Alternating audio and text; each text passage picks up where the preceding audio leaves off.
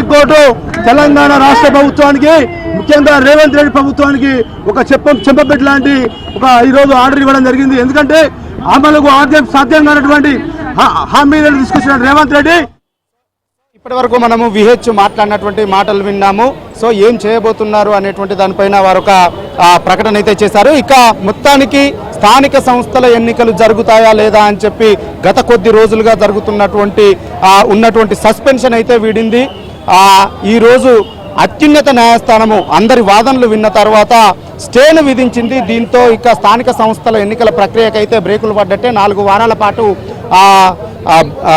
వాయిదా వేసినటువంటి నేపథ్యంలో, స్టే ఇచ్చినటువంటి నేపథ్యంలో ఈ 4 వారాల పాటు అయితే ఎన్నికల ప్రక్రియకు బ్రేకులు పడ్డట్టే అని మనం భావించవచ్చు. సో మనతో సీనియర్ న్యాయవాదులు ఇక్కడ ఉన్నారు, వారితో మాట్లాడే ప్రయత్నిద్దాం. సీతారాములు గారు చెప్పండి, అసలు ఈ రోజు కోర్టులో ఏం జరిగింది? ఈ ఎన్నికల ప్రక్రియకు స్టే ఇచ్చినట్ల, దేనికి స్టే ఇచ్చిన? 4 వీక్స్ ఎన్నికల ప్రక్రియ 4 వీక్స్ స్టే అవుతుంది. గౌరవ అడ్వకేట్ జనరల్ అయితే ఆర్గ్యూ చేశారు. ఆయన ఏమైనా ఆర్గ్యూ చేశారంటే, ఇప్పుడు మేము సైంటిఫిక్ మేనర్లో survey, door to day survey చేశాము. సర్వే చేసిన తర్వాత this government has been passed a resolution, unanimous resolution. No political parties oppose this resolution అని చెప్పి అడ్వకేట్ జనరల్ చెప్పడం జరిగింది. అయితే గౌరవ న్యాయస్థానం హైకోర్టు ఏం చేసిందంటే 4 వీక్స్ స్టే ఇచ్చింది. ఈ 4 వీక్స్ లోపల అడ్వకేట్ జనరల్ని, గవర్నమెంట్ని కౌంటర్ ఫైల్ చేయబడింది. ఎన్నికల ప్రక్రియ కొనసాగుతుండగా, ఆల్రెడీ ప్రక్రియ ఉండగా మరొక వాదన కూడా చేశారు. ఎన్నికల ప్రక్రియ కొనసాగుతుండగా నోటిఫికేషన్ కూడా వెలువడిన తర్వాత ఇవ్వడం అనేటువంటిది సమంజసం కాదు, ఇవ్వకూడదు, దాన్ని డిస్మిస్ చేయాలని చెప్పి కోరారు. అంటే పిటిషనర్ వాదనతో వాళ్ళు ఏకీభవించినట్టు దీన్ని ఎట్లా భావించారు? పిటిషనర్ వాదనతో ఏకీభవించినట్టే కదా స్టే ఇచ్చారంటే. 4 వీక్స్ స్టే ఇచ్చారంటే 4 వీక్స్ స్టే ఇచ్చారు, గవర్నమెంట్ని కౌంటర్ ఫైల్ చేయమని. ఓకే, ఈ ఫర్దర్గా ఏం జరగబోతుందండి? కోర్టు ఈరోజు 4 వారాల పాటు స్టే ఇచ్చారు కదా, ఆ తర్వాత ఏం జరగబోతుంది? గవర్నమెంట్ హ్యాస్ టు ఫైల్, వాళ్ళు మళ్ళీ దాని మీద కౌంటర్ వేయాలి. కౌంటర్ వేసిన తర్వాత మళ్ళీ 4 వీక్స్ తర్వాత హియరింగ్ ఉంటుంది, దాంట్లో తెలుస్తుంది. అప్పటి వరకు ఎలక్షన్ ప్రజెంట్ నోటిఫికేషన్ స్టే ఇచ్చింది. Okay, present notification has been stayed for 4 weeks. Reasons తర్వాత చెప్తానని. ఓకే, కౌంటర్ దాఖలు చేయాలని చెప్పి పిటిషనర్లను కోరారు. ఇక్కడ ఆర్ కృష్ణ బీసీ సంఘాల నేత హాల్ నుంచి బయటకు వస్తా ఉన్నారు. కోర్టు హాల్లో దగ్గరుండి వారు మాట్లాడించేటువంటి ప్రయత్నం చేశారు. ఆర్ కృష్ణ గారు బయటకు వస్తున్నారు, వారితో అందరితో మాట్లాడారు. కృష్ణ గారు చెప్పండి, దీన్ని ఎట్లా చూస్తారు?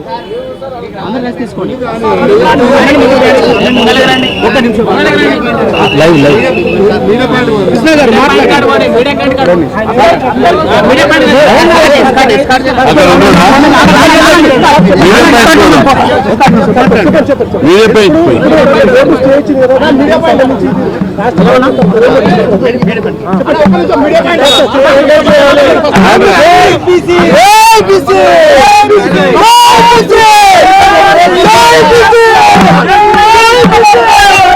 సో కాసేపట్లోనే మీడియాతో నాయకులను కనిపించింది. కోర్టు చేసినటువంటి కమిటీ కావచ్చు, ఇతర అంశాలు కావచ్చు, పరిగణలోకి తీసుకున్నటువంటి సందర్భంలో ఖచ్చితంగా బీసీ ఆ పిటిషన్ను జీవోకు అనుకూలంగానే తీర్పు వస్తుంది, పిటిషన్ను కొట్టివేస్తారు అనేటువంటి ఒక ఆశాభావంతో అయితే ఉన్నారు. కానీ ఈ రోజైతే ఒక అనూహ్యమైనటువంటి తీర్పే వచ్చింది. స్టే విధించారు తాత్కాలికంగా. ఇప్పుడు 4 వారాల పాటు అయితే స్టే విధించినటువంటి నేపథ్యంలో ఎన్నికల ప్రక్రియకు అయితే బ్రేకులు పడ్డట్టే అని చెప్పొచ్చు. మరికొంతమంది ఉన్నారు ఇక్కడ, వారితో మాట్లాడేటువంటి ప్రయత్నం చేస్తాము. ఇప్పుడు వచ్చినటువంటి తీర్పును ఏ విధంగా స్టే విధించారు 4 వారాల పాటు? సరే, 4 వారాల తర్వాత మళ్ళీ పిటిషన్ వేస్తారు, దాని తర్వాత ఏం జరుగుతుంది ఏంది అనేటువంటిది అప్పుడు తెలుస్తుంది.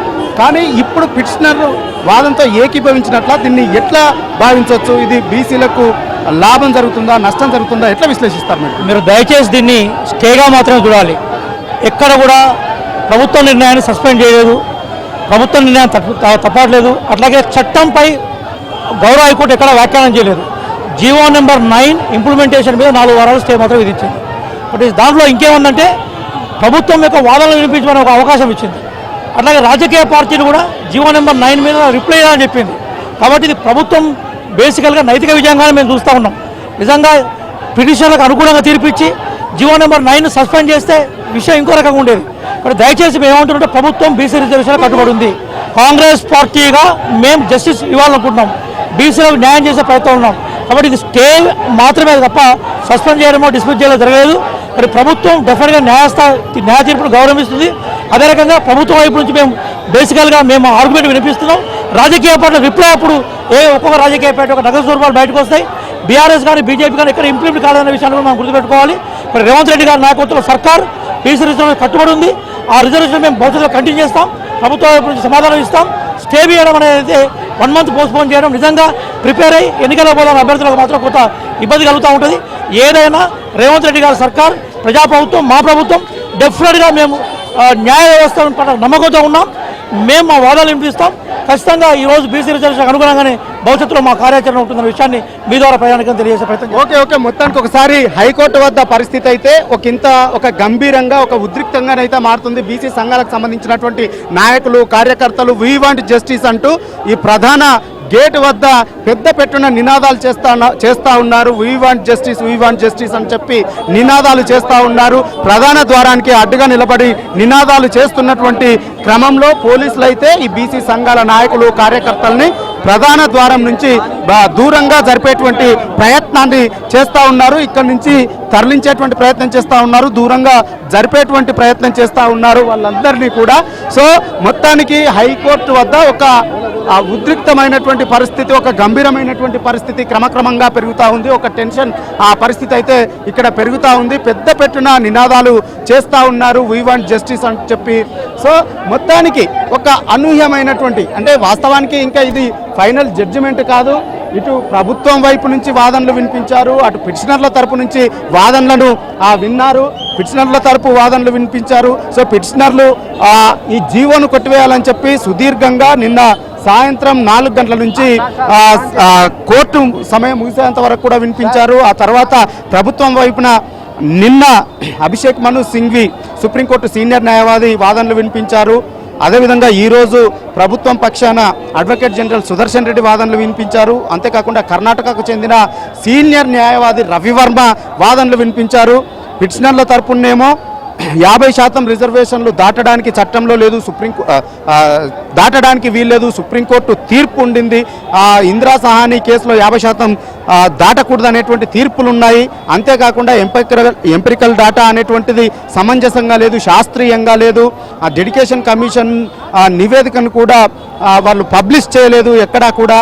ఇదంతా కూడా శాస్త్రీయంగా ఎక్కడా జరగలేదు. కాబట్టి ఇది 50% మించి ఇవ్వకూడదు. కాబట్టి ఈ జీవో నెంబర్ 9ను కొట్టేయాలని చెప్పి సుదీర్ఘంగా వాదనలు వినిపించారు పిటిషనర్ల తరపున.